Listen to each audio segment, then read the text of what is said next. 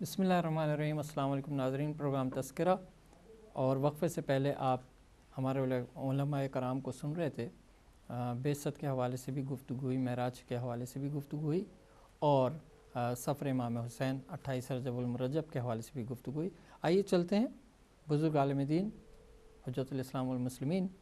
مولانا ظفر عباس ملک صاحب کی طرف اور ان سے ان کی گفتگو سماعت کرتے ہیں بحوالہ معراج یا اور کوئی عنوان آپ کے اگر بعثت سے کچھ۔ جی شکریہ۔ بسم اللہ الرحمن الرحیم۔ یقیناً 27 رجب سرور کائنات کے ماننے والوں کے لیے ایک بہت دوسرے انداز سے بعثت کے بعد معراج کی حیثیت سے بھی بہت ہی خوشی کا دن ہے، اور اسی دن صبح کو رسول اکرم صلی اللہ علیہ وآلہ وسلم نے یہ سارا کچھ بتایا۔ ایک رات میں سفر دیکھیں تو بہت طویل سفر ہے جی، کہاں قاب قوسین و ادنیٰ اور کہاں مکے کی سرزمین۔ وہ سفر شروع ہوا اور پھر اس سفر کے اندر حرم میں جو روایات ملتی ہیں وہ یہ ہے کہ جناب ام ہانی کے گھر سے، جو حضرت ابو طالب کی بیٹی تھی اور امیر المومنین کی بہن تھی، ان کے گھر سے رات کو جو ہے معراج شروع ہوئی اور وہاں سے مسجد الحرام میں لائے گئے اور پھر مسجد الحرام سے بیت اللحم میں اور بیت المقدس میں اور یہاں پر پھر وہاں سے آسمانوں کی طرف۔ تو اس میں لوگوں نے جب یہ سنا کفار نے کہ بھئی یہ معراج کی بات کر رہے ہیں اور چرچا ہوا لوگوں کے اندر، تو اس چرچے کے اندر جو ہے وہ کچھ لوگوں نے یہ کہا کہ یہ پتہ نہیں یہ گئے ہیں یا نہیں گئے ہیں، تو کسی نے اگر بیت المقدس کو دیکھا ہو تو وہ ذرا آئے اس سے پوچھے کہ فلاں دیوار کس طرف ہے اور فلاں جو ہے وہ چیز کس طرف ہے، تو وہ پھر جو ہے وہ ہمیں معلوم ہو جائے گا کہ یہ گئے بھی ہیں یا نہیں ہیں، چونکہ یہاں تو نہیں گئے ہیں، ہمارے سامنے یہ دوسرا سفر تو نہیں ہوا ہے، اگر یہ سفر ہوا ہے تو جب وہ پوچھنے لگے تو رسول اکرم صلی اللہ علیہ وآلہ وسلم نے ارشاد فرمایا کہ تم خالی بیت المقدس نہیں بلکہ اس وقت جو مکے سے بیت المقدس کے درمیان جو واقعات ہو رہے تھے میں ان کے بارے بھی تمہیں تفصیل کے ساتھ بتاتا ہوں۔ چنانچہ آپ نے ایک قافلے کے بارے میں بتایا کہ فلاں قافلہ جو ہے وہ اس طریقے سے جا رہا تھا یا ان کا اونٹ اس طریقے سے گم ہو گیا، یہ ہوا، تو وہ چیز بھی اس طریقے سے ثابت کیا، یعنی رسول اکرم صلی اللہ علیہ وآلہ وسلم۔ اور ایک تو یہ ہے کہ بہت سی چیزیں ہیں جو سوچنے کی ہیں جی۔ پہلی بات یہ کہ جو روایات آتی ہیں 10ویں یا 11ویں بعثت کے سال میں معراج ہوئی، 10 سال بیچ میں جو ہے وہ وقفہ رہا۔ جو مشہور محدثین ہیں اور مورخین ہیں انہوں نے 10ویں اور 11ویں سال کو لکھا ہے، اور جیسا کہ قبلہ مولانا نے فرمایا کہ معراج میں جو ہے وہ نماز واجب ہوئی۔ اب سوال یہ پیدا ہوتا ہے کہ معراج سے پہلے رسول اکرم اور ایک چھوٹا بچہ نماز پڑھ رہے تھے ساتھ، وہ کون سی نماز تھی؟ وہ واجب نماز تو تھی نہیں، تو ظاہر ہے کہ وہ ایک نبوت کا درجہ تھا، یہ عام وجوب کے ساتھ اس کا کوئی تعلق نہیں تھا۔ سبحان اللہ۔ نبوت و رسالت و ولایت و امامت جو ہے وہ نماز پڑھ رہی تھی، علی و محمد نماز نہیں پڑھ رہے تھے، سبحان اللہ۔ وہ اپنے درجے کے اعتبار سے، اور جناب سیدہ طاہرہ جناب خدیجہ الکبریٰ اپنے شوہر کی جو ہے وہ تائید کر رہی تھی، اپنے شوہر کی جو ہے وہ اتباع کر رہی تھی، کہ جو شوہر کی اتباع جیسا کہ ہر زوجہ کے لیے واجب ہے۔ یہ ایک بات۔ دوسری بات جو ہے وہ یہ ہے کہ حضرت ابو طالب جو ہے وہ کھڑے تھے اور یہ 3 نماز پڑھ رہے تھے، انہوں نے نماز پڑھی، وہ نماز واجب ہو جو نہیں ہوئی تھی، تو حضرت ابو طالب کیسے نماز پڑھتے ہیں؟ اور 10ویں سال حضرت ابو طالب کی رحلت ہو جاتی ہے، 10वें साल حضرت ابو طالب کی وفات ہو جاتی ہے اس دنیا سے، اور جس کو رسول اکرم نے عام الحزن بھی قرار دیا بعثت کے۔ اسی طریقے سے جب معراج پہ جاتے ہیں تو مختلف روایات ہیں۔ بعض روایات ایسی آتی ہیں کہ جن کو علماء نے قطعی درست کہا ہے، جو معراج کے وجود کے ساتھ تعلق رکھتی ہیں، اور جس معراج کے عقیدے کے لیے ائمہ معصومین نے ارشاد فرمایا کہ اور بات کوئی سمجھ میں نہ بھی آئے تو رسول اکرم کے جسمانی معراج آسمان کی طرف اللہ سبحانہ وتعالیٰ کے ساتھ ایک ملاقات جو ہے، اس کا عقیدہ رکھنا ہر شیعہ کے اوپر جو ہے وہ واجب ہے۔ اب وہ جو روایات ہیں وہ قطعی جو درست مانی گئی ہیں وہ اسی قسم کی روایات ہیں کہ جن سے جو ہے وہ کوئی مفر نہیں ہے معراج کے لیے۔ دوسری روایات وہ ہیں کہ جو صحیح ہیں اور لیکن ان کو قطعی نہیں کہا جا سکتا، البتہ عقل جو ہے وہ ماننے کے لیے تیار ہے کہ تمام انبیاء کی ارواح کو ملاقات، یا اسی طریقے سے جو ہے وہ جنت و دوزخ کو دیکھنا، جی کہ جنت کیا ہے اور دوزخ کیا ہے، اس کے اندر جو ہے اسے جنت اور دوزخ، ایک روایات یہ ہیں کہ جو جنت و دوزخ کے دیکھنے کے بارے میں۔ دوسری روایات ہیں کہ جو تھوڑی سی اس سے جو ہے وہ کم ہیں، لیکن ان پر جو ہے وہ تعویل کی جا سکتی ہے، ان کی تعبیر کی جا سکتی ہے، جیسا کہ جنت دوزخ کے آدمیوں کے ملنا، کوئی سود خور تھا، کوئی جو ہے وہ حرام کھانے والا تھا، کوئی عورت جو ہے وہ ننگے سر ننگے حجاب کے ساتھ جانے والی تھی، کوئی چغلی کھانے والا تھا، ان سب کی تو اللہ سبحانہ اس کی تعبیر اور تعویل جو ہے وہ اجتماعی طور پر علماء کرام نے یہ ارشاد فرمائی ہے کہ یہ جو ہے وہ ان کی تصاویر، ان کی تماثیل، وہ چونکہ جنت اور جہنم ابھی قائم تو ہوئی نہیں ہے۔ سوال یہ ہوتا ہے اب جنت اور جہنم اگر قائم نہیں ہوئی ہے تو پھر وہاں پر کسی حرام خور کو کہاں دیکھ رہے ہیں؟ تو اس وقت جو ہے وہ یہی علماء نے تعبیر اور اس کی جو ہے وہ انٹرپریٹیشن کی ہے، وہ یہ کی ہے کہ وہ تماثیل تھے، تصاویر تھے کہ جو اللہ سبحانہ وتعالیٰ نے رسول اکرم صلی اللہ علیہ وآلہ وسلم کو دکھائیں، اور وہ دکھانے یعنی یہ سارا منظر جو تھا وہ رسول اکرم دیکھتے جا رہے تھے۔ اور چوتھی قسم کی وہ روایات ہیں کہ جو بالکل جھوٹی ہیں، جیسا کہ ہر جگہ وہ ہے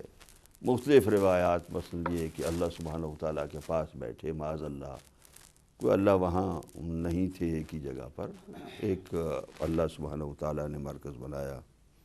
اور اس مرکز کے اندر جو وہ تھے۔ اس کے علاوہ جو اعتراضات ہوتے ہیں کہ یہ زمین سے اوپر، جیسا کہ ایک آدمی اللہ سبحانہ وتعالیٰ کو مانتا ہی نہیں ہے جی، تو اس کو تو ظاہر ہے کہ معراج اس کو ثابت نہیں کر سکیں گے آپ، جی جو مانتا ہی نہیں ہے۔ ہاں البتہ جو مانتا ہے اس کو کہیں گے نا رب کی قدرت یا اللہ کی قدرت، اور پھر عبد کی بندگی اور عبد کی بلندی۔ جو اللہ سبحانہ وتعالیٰ کو نہیں مانتا ہے وہ تو یہ کہتا ہے کہ جی ان کو حجابات کو کیسے کراس کیا، جیسے اس زمانے کے اندر بطلیمیس کا فلسفہ تھا، اور اس کے اندر یہ تھا کہ آسمان جو ہے وہ جیسے کہ چھت ہیں، ایک چھت ہے، پھر اس کے بعد دوسرا چھت ہے، پھر تیسرا چھت ہے، پھر چوتھا، پانچواں، ساتواں، اور ان سب کو رسول جو ہے وہ یہ معراج کے اندر کیسے کراس کر کے گیا اندر سے، اسی لیے روحانی مانتے ہیں۔ یہ روایات جو آئیں کہ جی وہ اس سے جا نہیں سکتے ہیں جی، اس لیے کہ راستہ تو بند ہے جی، چھت پڑے ہوئے، 7 چھتوں کو کیسے کراس کیا جی، یا اس کے مختلف جو مراحل ہیں ان کو کیسے کراس کیا۔ تو اس لیے اب روایات جو ہیں وہ اس انداز سے بنائی جائیں کہ تاکہ ہم ان کے مقابلے میں یہ کہہ سکیں کہ نہیں روحانی ہوا۔ اب روحانی کے بارے میں یعنی خواب کے اندر رسول اکرم گئے اور خواب کے اندر معراج ہوا، تو عام ایک وہ کہا کرتے تھے کہ اگر کوئی آدمی دوپہر کی دھوپ ہو اور دھوپ کے اندر وہ بیسن کے پکوڑے جو ہیں وہ بہت سے کھا لے، اور اوپر سے جو ہے وہ لسی پی لے، اور پھر اس کے بعد اے سی کے اندر، اے سی نہ ہو تو کسی ٹھنڈے درخت کے اندر سو جائے، تو جب سوئے گا تو اس سوتے میں وہ یقیناً معراج کرے گا وہ اس حالت میں۔ یعنی یہ اس قسم کی معراج جو ہے وہ اگر خواب کی ہو تو وہ تو وہی معراج ہوگی جو ہر جو ہے وہ شخص جو ہے وہ روز جو جو اس قسم کے لوگ ہیں وہ کرتے رہتے، یعنی رسول اکرم صلی اللہ علیہ وآلہ وسلم کو یہاں بھی نہیں مانا گیا۔ یعنی جو صدمہ ہے، جو دکھ ہے، جو رنج ہے، وہ یہ ہے کہ رسول کی عظمتوں کے یہاں بھی قائل نہیں ہیں کہ ایک جو ہے وہ روحانی ہوئی اور جسمانی معراج جو ہے وہ نہیں ہوئی، جبکہ معراج جو ہے وہ یعنی جس طریقے سے کہ یہ ساری چیزیں جو ہیں وہ پھر کرا کے اور اتنا لمبا اگر معراج پورا بیان کیا جائے تو کئی دن لگ جائیں، جو رسول اکرم کا سفر ہے اس کو جس طریقے سے روایات میں جس طریقے سے نقل ہوا ہے تو کئی دن لگ سکتے ہیں، اور وہ دنوں کا بیان جو ہے وہ رسول اکرم نے جو ہے وہ ایسے ایک لمحے کے اندر طے کر کے جو ہے وہ آ گئے۔ تو ظاہر ہے کہ اس کی تعویل اور اس کی تعبیر بھی یہی ہے کہ کائنات کے خالق نے اور قادر مطلق نے اس وقت کائنات کی نبض کو روک دیا تھا کہ جہاں پر کھڑی تھی وہیں پر کھڑی ہو گئی، اور صرف سرور کائنات محمد مصطفیٰ صلی اللہ علیہ وآلہ وسلم جو ہے ان کی سواری حرکت کر رہی تھی اور ہر چیز کو جو ہے اسی حالت کے اندر دیکھ رہی تھی۔ یہ ایک چیز تھی، اور دوسرا یہ کہ ایک معجزہ ہے سرور کائنات کا، یہ جیسے قرآن مجید معجزہ ہے، یہ بھی ایک سرور کائنات کا معجزہ ہے، اور دنیا ترقی کرے گی۔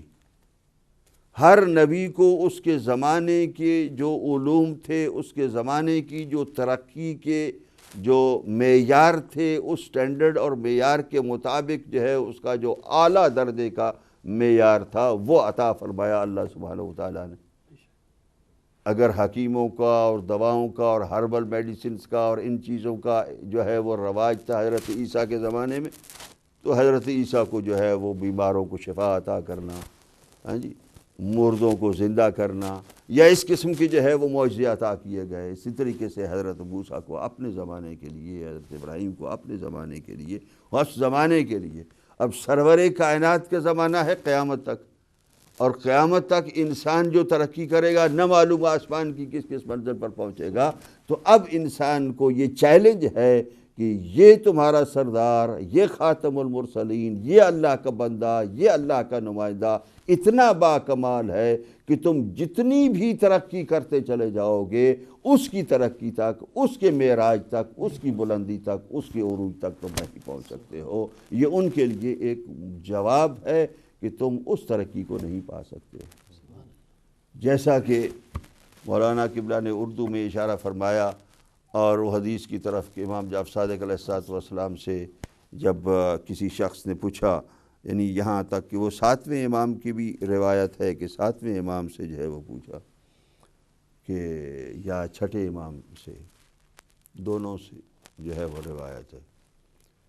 تو اس کو میں اصل روایت کو جو ہمارا معراج کا عقیدہ ہے، جیسے کہ پہلے میں نے بعثت کا عقیدہ آپ کی خدمت میں حدیث کے ذریعے سے عرض کیا، تو اصل روایت جو ہمارا معراج کے لیے عقیدہ ہے، اور وہی ائمہ علیہم الصلوۃ والسلام نے تعلیم دیا، اور شکر ہے خدا کا، لاکھ لاکھ شکر ہے کہ اس نے ہمیں ائمہ علیہم الصلوۃ والسلام کا ماننے والا بنایا۔ اس پر جتنا بھی ہم شکر ادا کریں کم ہے، ورنہ ہمیں یہ عقائد صحیحہ، ہمیں یہ عظمت مصطفیٰ، یہ عظمت توحید خدا اور یہ ساری چیزیں دین کی جو مبنی ہیں، دین کی جو بنیاد ہیں، دین کی جو اساس ہیں، وہ نہ ملتی ایسی جیسی کہ ہمیں آل محمد علیہ السلام کے دروازے سے ملی۔ اور یہی چیز ہے کہ 7ویں امام سے یا 6ٹھے امام سے جب پوچھا گیا تو اللہ تو کسی جگہ میں ہوتا، یعنی ایک خاص جگہ میں تو نہیں ہوتا ہے، تو پھر وہاں کیوں بنایا؟ یہی وہ باتیں ساری کر لیتے، وہ جو باتیں وہاں ہوئی تھی تو یہاں بھی اور کر رہے تھے۔ وہ طائف کی کسی پہاڑی میں، مکے کی کسی پہاڑی میں بٹھا کر کہہ دیتے کہ یہاں آ جاؤ، جیسے موسیٰ کو بلا لیا تھا، ایسے ہی کر لیتے۔ کیوں ایسا ہوا؟ وہ کیا وجہ تھی؟ تو آپ نے جواب میں ارشاد فرمایا، ان اللہ لا یوصف بمکان، اللہ کبھی بھی مکان کے ساتھ توصیف نہیں کیا جا سکتا کہ وہ یہاں رہتا ہے یا وہاں رہتا ہے، یہاں نہیں رہتا وہاں نہیں رہتا۔ ولا یجری علیہ زمان، اور نہ اس پر جو ہے ماضی، حال اور مستقبل ہوتا ہے، کبھی پاسٹ اور پریزنٹ اور فیوچر اس پر نہیں آتا ہے۔ وہ ہر وقت ہے، ہر وقت تھا اور ہر وقت رہے گا۔ لکنہ عز وجل اراد ان یشرف بہ ملائکتہ، کہ اللہ سبحانہ وتعالیٰ نے اب وہ معراج کی وجہیں بتا رہے ہیں۔ ایک وجہ یہ تھی معراج کی، رسول اکرم کو بلندی تک لے جانے کے لیے وہاں پر جو ہے وہ چونکہ وہاں پر اللہ رہتے نہیں ہیں، بلکہ ایک وجہ یہ تھی کہ عز وجل اراد ان یشرف بہ ملائکتہ، کہ اللہ سبحانہ وتعالیٰ چاہتے تھے کہ ملائکہ کو اس کے ذریعے سے، اپنے نبی کے ذریعے سے، اپنے اس عبد کے ذریعے سے مشرف فرمائے، یعنی ان کی زیارت سے ان کو مشرف فرمائے۔ ملائکہ جب یہ دیکھیں گے تو ان کا شرف بلند ہو جائے گا۔ یہ زمین پر رہتے ہیں، جو ملائکہ زمین پر آتے جاتے رہتے ہیں وہ تو ان کی زیارت کرتے ہیں، لیکن وہ ملائکہ کی جن کی ڈیوٹی صرف آسمانوں پر ہے وہ ان کی زیارت نہیں کر سکتے، تو ان کی زیارت کے لیے تاکہ وہ بھی دیکھ لیں اور ان کو بھی شرف حاصل ہو جائے۔ وَسُكَّانَ سَمَاوَاتِهِ، اور صرف ملائکہ نہیں بلکہ دوسرے بھی آسمان کی جو مخلوقات ہے ان کو بھی مشرف کرنے کے لیے، ان کو بھی شرف عطا کرنے کے لیے اللہ سبحانہ وتعالی، دوسری وجہ ملائکہ کو مشرف کرنے کے لیے، ملائکہ کو بزرگی عطا کرنے کے لیے، اور آسمانی مخلوق کو، تمام آسمانی مخلوق کو بزرگی عطا کرنے، جہاں جہاں سے محمد مصطفیٰ صلی اللہ علیہ وآلہ وسلم گزر گئے وہ چیز، ہر چیز جو ہے بلند ہوتی چلی گئی۔ اب سرور کائنات اس طریقے سے ہر چیز کو بلند کرنے کے لیے امام علیہ الصلوۃ والسلام ارشاد فرماتے ہیں کہ وہ ان کو جو ہے وہ آسمانوں کی طرف لے گئے۔ وَيُكْرِمَهُمْ یا يُكَرِّمَهُمْ بِمُشَاهَدَتِهِ، اور ان کی زیارت سے ان کو کرامت عطا فرمائے، یعنی یہ ان کو کرامت عطا کرنے کے لیے اللہ سبحانہ وتعالیٰ نے کہ ان کی زیارت سے جو ہے وہ کرامت لے لیں، اور پھر اس کے بعد آخر یہ ساری کائنات اور یہ سارا اس کے لیے جو رحمتاً للعالمین ہے، جو رسول رب العالمین کے لیے ہیں، تو اس عالمین کو وہ رسول دیکھے تو صحیح، یہ دکھانے کے لیے کہ رسول جو ہے وہ عالمین کا، وہ ان کو دیکھ تو پائے، وہ یُریہ من عجائب عظمتہ، اور اپنی عظمتوں کے عجائب کو دکھانے کے لیے سرور کائنات کو بلند لے گئے، اور پھر اس کے بعد یہ کہ تاکہ وہ جب خود دیکھ لیں گے سنی ہوئی بات، وحی کی بات، یا جبرائیل کی طرف سے ریفر کی ہوئی بات، یا کسی اور ملک کی طرف جو ہے وہ ریفر کی ہوئی بات نہیں ہوگی، بلکہ جب خود دیکھ لیں گے یخبر بہ بعد حبوتہ، جب نیچے آئیں گے تو اس کے بارے میں لوگوں کو بتائیں گے، کہ لوگ جو یقین رکھیں گے اور اس پر جب عقیدہ رکھیں گے تو وہ معراج کا عقیدہ ان کے لیے ایک قیامت کے دن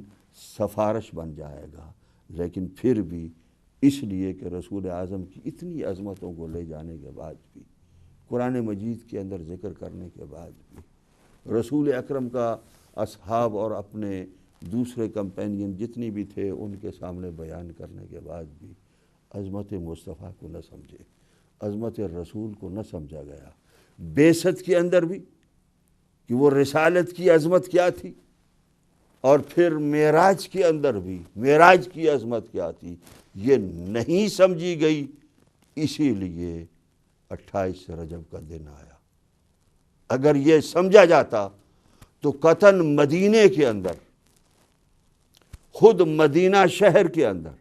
جس کی گلیوں کے اندر جناب سیدہ طاہرہ کو شناسائی کرائی گئی تھی اور پکڑ کر مسلمانوں کے سامنے رسول اکرم نے بتایا تھا کہ یہ میری بیٹی فاطمہ ہے، دیکھو، امام حسن امام حسین علیہم الصلوۃ والسلام کو اپنی مہر پر سوار کر کے دکھایا تھا کہ یہ میرے حسن و حسین ہیں، اور جن کو اپنے سجدے کے اوپر، سجدے کی حالت میں اپنی پشت پر سوار رکھ کر بتایا تھا کہ نمازیوں دیکھ لو یہ میرے حسین ہیں۔ اگر عظمت مصطفیٰ ہوتی، وہ چونکہ مدینے کے اندر، وہ دین کے اندر جو تغیرات ہو چکے تھے، وہ دین کے اندر جو حوادث ہو چکے تھے، وہ دین کے اندر جو واقعات ہو چکے تھے، ان واقعات کی وجہ سے، ان حوادث کی وجہ سے، ان تغیرات کی وجہ سے مدینے کے اندر البتہ میں یہ کہوں گا کہ وہ دینی حس، وہ دینی غیرت، وہ دینی حیا، وہ دینی شرم باقی نہیں ہوئی رہی تھی۔ اس لیے یزید کا نمائندہ مدینے کے اندر بیٹھ کر امام حسین علیہ السلام سے بیعت کبھی نہ مانتا۔ یہی بات تھی کہ مدینے کے اندر جب یہ حالت، حسین علیہ السلام کہاں کیسے نکلے تھے، کس طرف رخ کیا تھا انہوں نے، ارادہ ان کا کیا تھا؟ صرف مدینہ چھوڑنے کا ارادہ تھا۔ یہ یاد رکھیے کہ امیر المومنین نے مدینے کو چھوڑا، کوفے کو اپنا مرکز بنایا، صرف مدینہ چھوڑنے کے لیے، اس لیے کہ مدینہ ان کے رہنے کے قابل نہیں رہا تھا۔ امام حسین علیہ السلام نے مدینے والوں اور مدینے میں رہنے والوں کے اندر رہنا پسند نہیں فرمایا۔ ان کی دینی حس ایسی ہو چکی تھی، ان کے دین کے احوال ایسے ہو چکے تھے، اور وہ دینی بے حسی کو دیکھ کر سرور کائنات کا وہ نواسا، وہ جو نماز کی حالت میں ان کی پشت پر سوار ہو، ان کو مدینہ چھوڑنا پڑا۔ یہ مکے کے اندر مکے کا راستہ کیا، یعنی آہستہ آہستہ چلتے گئے اور مکے کی طرف گئے، اور پھر یعنی وہاں حج کا کیا۔ یہ خود بخود ایک راستہ بنتا چلا گیا کہ ادھر جائیں ادھر جائیں ادھر جائیں۔ خطوط بھی جو کوفے والوں کو آئے وہ آپ کی طرف مکے میں آئے، مدینے میں کوئی خط نہیں آیا تھا جب آپ مکے کے اندر ٹھہرے ہوئے تھے۔ تو مدینے کے اندر جو بے حسی تھی، اگر وہ نہ ہوتی، اور وہ مدینہ کہ جس کے اندر کم از کم رسول اکرم صلی اللہ علیہ وآلہ وسلم کا 10 سال کی محنت اور مشقت تھی، اور اس محنت و مشقت کے بعد ایسے حالات بدلے تھے کہ وہ روح دین کی جو ہے وہ نکل چکی تھی۔ ظاہراً ایک دین موجود تھا، جس ظاہری دین اور جس کے تغیرات اور جو حوادث ہیں، ان حوادث کے ساتھ جو ہے وہ اب دین جو ہے وہ دنیا کے اندر پھیل رہا تھا، لیکن اصل دین جو ہے وہاں پر وجود نہیں رکھتا تھا۔ اس لیے 28 رجب کا واقعہ ہوا، اور اگر یہ چیز نہ ہوتی تو پھر عاشورے کے اندر کربلا کا حادثہ بھی نہ ہوتا۔ اس لیے کہ یزید کو اگر مدینے والے قبول نہ کرتے، مدینے کے اندر اگر معاویہ ابن ابی سفیان کو یزید کی بیعت لینے کی جرأت نہ ہوتی اپنی زندگی کے اندر، تو یقیناً یہ 28 رجب کا واقعہ نہ ہوتا، جو 28 رجب کا واقعہ بنیاد بنتا ہے، اور سید الشہداء کی ایک اس فکر کا وہ ایک یعنی اثر ہے، اور ظاہر ہے کہ آپ کیا سوچ رہے تھے مدینے کے بارے میں جب نکلتے ہیں، اور کس انداز سے جو ہے وہ چھوڑ کر نکل رہے ہیں، کچھ کہے بغیر، کچھ سنے بغیر، کوئی چیز کوئی بات نہیں کر رہے کہ کہاں ہے، کہاں کا ارادہ ہے، کس لیے جا رہے ہیں، کیوں جا رہے ہیں۔ کوئی کہتے کہ ہم آپ کے ساتھ ہیں، یہیں بیٹھیے، نہیں، ولید کے دربار سے واپس آئے اور طے کر لیا کہ ہم نے مدینے کو چھوڑنا ہے، اور مدینہ کو چھوڑنے کے لیے آمادہ ہوئے، اور کربلا میں جا کر شہید ہو گئے کہ مدینے والوں، تم نے میرے نانا کی عظمت کو نہیں سمجھا، لیکن میں اپنے نانا کی دین اور نانا کی عظمت کو دنیا کے اندر، کربلا کی تاریخ کے اندر ایسا سمجھاؤں گا کہ دنیا پھر شاید کسی وقت بھی نہیں بھولے گی۔ یہ عظمت مصطفیٰ کے لیے اور دین مصطفیٰ کے لیے کربلا کا حادثہ اور واقعہ ہوا، کہ جو